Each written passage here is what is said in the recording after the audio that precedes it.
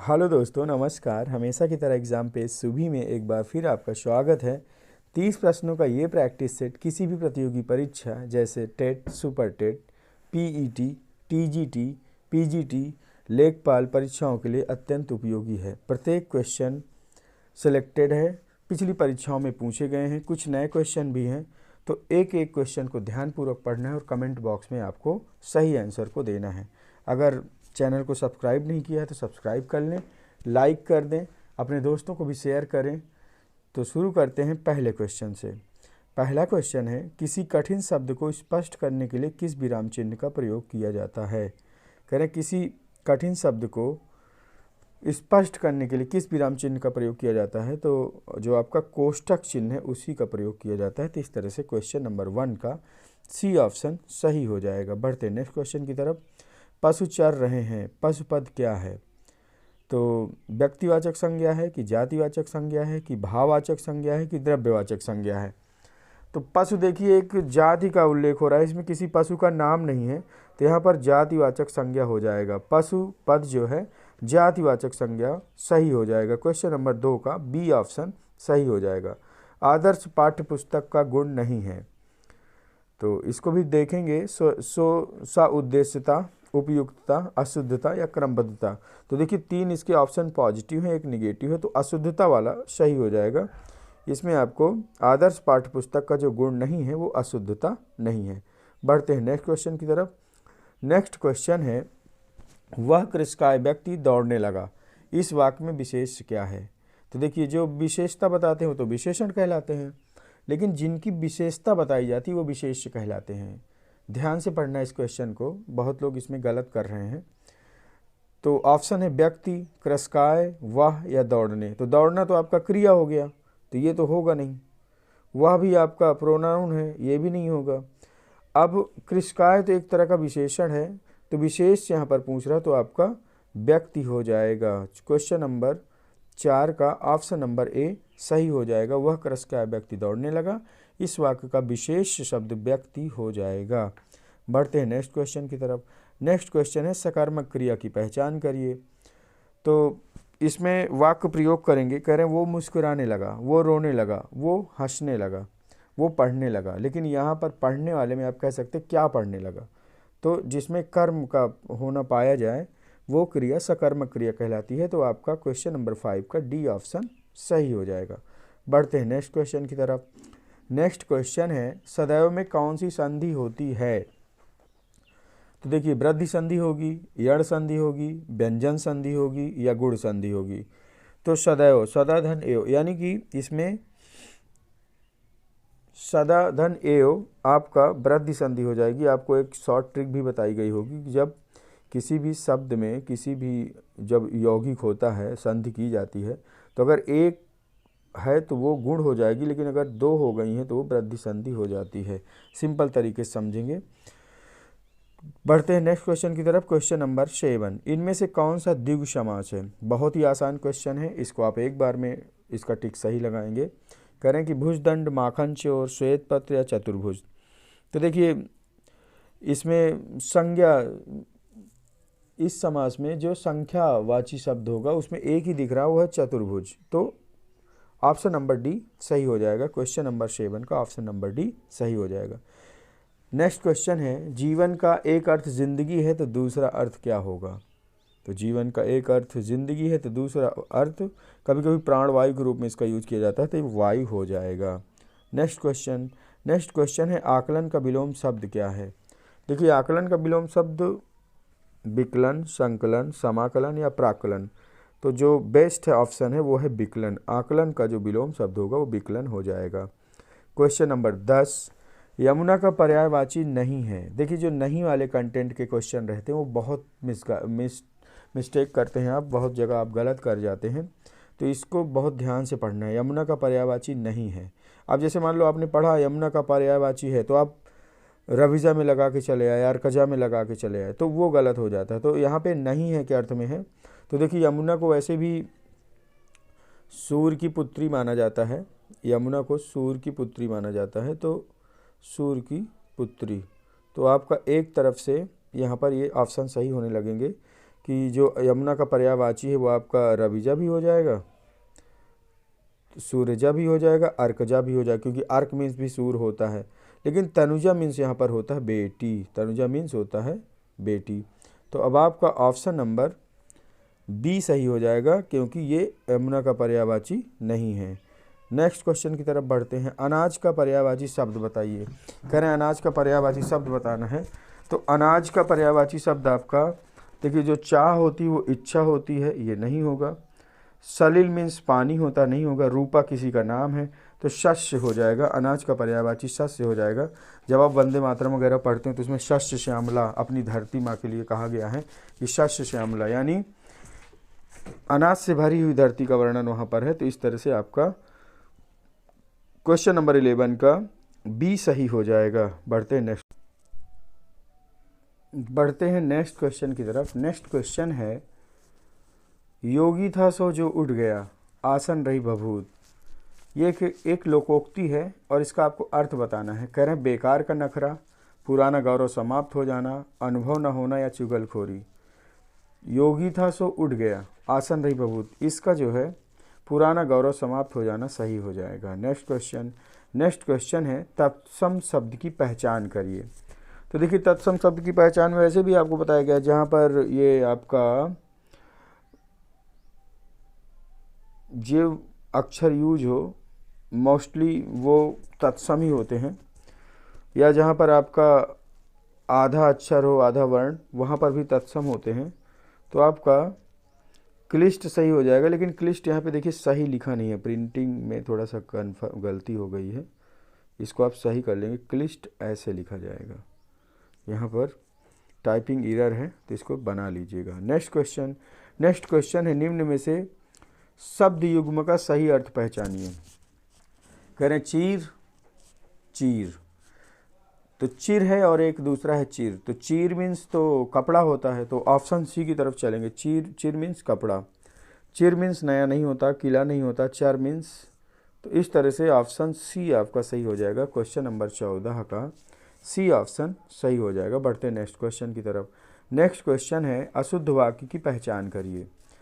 तो ऑप्शन पढ़ेंगे, गौतम ऋषि की पत्नी का नाम अहल्या था, इस कार्य में विलंब हो गया, रसगुल्ला बहुत स्वादिष्ट है, एक गुलाब की माला खरीद लेना। तो देखिए पकड़ में आ गया होगा। सबसे जो इसमें अशुद्ध वाक्य है वो ऑप्शन नंबर डी है, क्योंकि एक गुलाब की माला नहीं होना चाहिए, बल्कि गुलाब की एक माला खरीद लेना, वो फिर शुद्ध हो जाता। यहाँ पर कुछ लोग ए में भी गलत कर रहे हैं। देखिए अहिल्या नहीं लिखा जाता, वो सही लिखा है, अहल्या ही ओरिजिनल अहिल्या ही होता है। नेक्स्ट क्वेश्चन है क्वेश्चन नंबर 16। पश्चिमी हिंदी की सर्वाधिक प्रमुख बोली इनमें से कौन है। तो पश्चिमी हिंदी की सर्वाधिक, देखिए जो पश्चिमी क्षेत्र आता है आपका दिल्ली एनसीआर के आसपास का इलाका, वहाँ पर मथुरा भी आता है, मेरठ का भी क्षेत्र कुछ आ जाता है, तो ब्रज भाषा तो होगी, लेकिन यहाँ पे बांगरू भी है, तो ये हरियाणा के आसपास बोली जाती है। तो देखिए ये भी थोड़ा सा क्वेश्चन ये ऑप्शन में नहीं होता, तो फिर आपका ब्रज सही हो जाता, लेकिन चूँकि बांगरू भी है तो पश्चिमी हिंदी की ये भी एक प्रमुख भाषा मानी जाती है। लेकिन अब कह रहे प्रमुख भाषा, हाँ प्रमुख बोली, तो ब्रज भाषा सही हो जाएगा। ऑप्शन नंबर ए सही हो जाएगा। बढ़ते हैं नेक्स्ट क्वेश्चन की तरफ। खड़ी बोली का प्रथम महाकाव्य कौन सा है। खड़ी बोली के वैसे जो जनक माने जाते हैं वो अमीर खुसरो को माना जाता है, तोता हिंद इनको कहा जाता था, लेकिन यहाँ पर प्रथम महाकाव्य पूछा गया है। तो खड़ी बोली का जो प्रथम महाकाव्य है वह अयोध्या सिंह उपाध्याय हरिऔध जी द्वारा रचित है। कर्ण की जीवन लीलाओं का वर्णन किया गया है और इस ग्रंथ में बताया गया है कि जब श्री कर्ण व्रत छोड़कर मथुरा लौट आते हैं तो उसमें जो है परिप्रवास में इस का वर्णन किया गया है। तो आपका अयोध्या सिंह उपाध्याय हरिऔध का जो कृति है परिप्रवास वो एकदम से सही हो जाएगा। परिप्रवास इसका ऑप्शन नंबर बी सही हो जाएगा। खड़ी बोली का प्रथम महाकाव्य परिप्रवास है। अच्छा, इसकी रचना कब की गई थी। तो इसकी रचना 1914 ईस्वी में की गई थी और इसका प्रकाशन 1916 में। परिप्रवास बहुत इम्पॉर्टेंट ये क्वेश्चन है, कई परीक्षाओं में इसका कंटेंट देखने को मिला है, कई बार पूछा भी गया है। इसमें के सर्ग भी पूछे जाते हैं, तो इसमें 17 सर्गों वाला ये एक ग्रंथ है और प्रथम ग्रंथ में संध्या का वर्णन किया गया है। बढ़ते हैं नेक्स्ट क्वेश्चन की तरफ। नेक्स्ट क्वेश्चन है, गुरु के समीप रहकर अध्ययन करने वाला के लिए एक शब्द क्या होगा। तो गुरु के समीप जो अध्ययन करते हैं उनको अंतेवासी कहा जाता है। देखिए पुरानी पुरानी कहानियों में या पुराने ग्रंथों में आपको इसका वर्णन देखने को मिल जाता है। संदीपन मुनि के आश्रम में कर्ण सुदामा रहते थे, तो अंतेवासी इसको कहा जाता है। नेक्स्ट क्वेश्चन है व्याकरण को जानने वाला। व्याकरण को जानने वाला वैयाकरण कहलाता है। नेक्स्ट क्वेश्चन है श्रृंगार रस का स्थायी भाव। तो श्रृंगार रस का स्थायी भाव जो है वो आपका रति हो जाएगा। श्रृंगार रस का स्थायी भाव रति हो जाएगा। नेक्स्ट क्वेश्चन है मन पछताहि अवसर बीते, दुर्लभ देह पाई हरिपद भुज, करम वचन अरुणि के। करुण रस, शांत रस, भक्ति रस या वात्सल्य रस। तो ये भी तुलसीदास जी द्वारा कृत एक रचना है जिसमें भक्ति रस का उल्लेख किया गया है, भक्ति रस। तो इसमें ये ऑप्शन सही हो जाएगा, ऑप्शन नंबर सी सही हो जाएगा। बढ़ते नेक्स्ट क्वेश्चन की तरफ। बिनु पद चले सुने बिनु काना, कर बिनु करे विधि नाना, कर्म करे विधि नाना। पंक्ति में कौन सा अलंकार है? विषम, विभावना, असंगति या तद्गुण। तो देखिए जहाँ पर बिना कारण के ही काम होना पाया जाता है वहाँ पर विभावना अलंकार हो जाता है। ये भी तुलसीदास जी द्वारा कृत एक रचना है, तो इसमें जो है विभावना अलंकार हो जाएगा। नेक्स्ट क्वेश्चन है चौपाई के प्रत्येक चरण में कितनी मात्राएं होती हैं? ऑप्शन है 13, 17, 14, 16। तो चौपाई के प्रत्येक चरण में जो मात्राओं की संख्या है वो 16 होती है। चौपाई में जो है 16 मात्राएं होती हैं।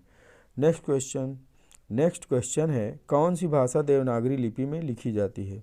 तो देखिए देवनागरी लिपि में लिखी जाने वाली भाषा मराठी भाषा है जो कि देवनागरी लिपि में लिखी जाती है। नेक्स्ट क्वेश्चन, पंचवटी किसकी रचना है?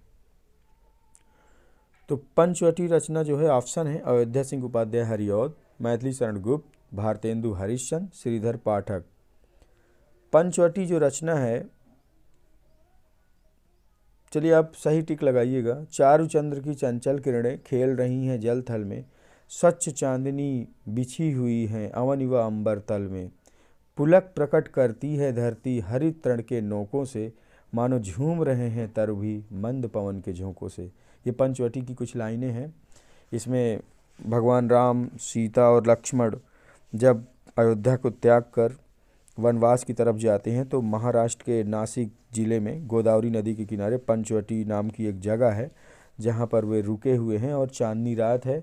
मैथिली शरण गुप्त ने इस रचना को लिखा है और बहुत ही अच्छा वर्णन है। कभी अगर मौका मिले तो आप इसको पढ़िएगा, बहुत अच्छी कृति है पंचवटी मैथिली शरण गुप्त की।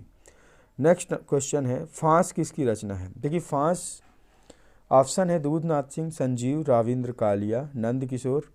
तो जो फांस रचना है वो संजीव की है। 21वीं सदी की एक बहुत ही बढ़िया कहानी है। इसमें एक किसान की जो समस्याएं हैं, कर्ज में डूबे हुए किसानों की समस्याओं का वर्णन है। 21वीं शताब्दी में हमारे देश को इतना ज़्यादा किसानों के लिए योजनाएं लाने के बाद भी ये समस्याएं अभी रह गई हैं। संजीव की अन्य रचनाएं भी हैं जैसे 30 साल का सफ़रनामा, ब्लैक होल, ये सब रचनाएं संजीव की हैं। नेक्स्ट क्वेश्चन है क्वेश्चन नंबर 27, सत्य अहिंसा का संबंध। ऑप्शन भरना है। सत्य अहिंसा का जो संबंध होता है वो घनिष्ठ होता है, सी ऑप्शन सही हो जाएगा। बढ़ते नेक्स्ट क्वेश्चन की तरफ। तत्सम से तद्भव बने सही युग शब्द युग्म को पहचानिए। तो घट मीन्स घड़ा होता है, घट से घड़ा हो जाएगा तत्सम, तो ऑप्शन नंबर पहला ही सही हो जाएगा। और राख मीन्स रक्षा। तो देखिए राख मीन्स रक्षा नहीं होता बल्कि राख मीन्स क्षार होता है। राख का जो तत्सम होता है वो क्षार होता है, इसको नोट डाउन करिएगा। और इसमें लिखा धनिया, तो धनिया का हो जाएगा धनिका, ये तत्सम इसका हो जाएगा। वैसे धनिका को जो है चीनी अजमोद भी कहा जाता है, चीनी अजमोद भी कहा जाता है, धनिया को चीनी अजमोद भी कहा जाता है। तो इस तरह से आप इसको नोट डाउन कर लेंगे। वैसे यहाँ पे तत्सम पूछा गया तो धनिया को जो है आप धनिका लिखेंगे। इसके बाद बढ़ते हैं नेक्स्ट क्वेश्चन की तरफ। नेक्स्ट क्वेश्चन है मुकुट शब्द किस कोटि का है? देखिए मुकुट शब्द किस कोटि का है? तो मुकुट आपका तत्सम, तद्भव, देशज, संकर। तो मुकुट का जो तद्भव होता है वो मौर होता है, शादी विवाह में आपने देखा होगा दूल्हे के सिर पे लगाई जाती है मोर। तो ये अगर तद्भव हो तो इसका मतलब मुकुट क्या होगा, मुकुट एक तत्सम शब्द हो जाएगा। नेक्स्ट क्वेश्चन है क्वेश्चन नंबर 30। दुराव शब्द का अर्थ बताइए। देखिए दुराव शब्द का अर्थ बैर होता है और दुर्गम स्थल आवरण काठिन्य नहीं होगा, बल्कि दुराव शब्द कहते हैं दुराव छिपाव नहीं है, तो इस तरह दुराव शब्द का अर्थ बैर होता है। Thank you for watching video कैसा लगा? अगर वीडियो सही लगा हो तो आप लाइक करिएगा, अपने दोस्तों को शेयर करिएगा, चैनल को सब्सक्राइब ना किया हो तो सब्सक्राइब कर लीजिएगा। मिलते हैं अगले वीडियो में, तब तक के लिए बहुत बहुत धन्यवाद।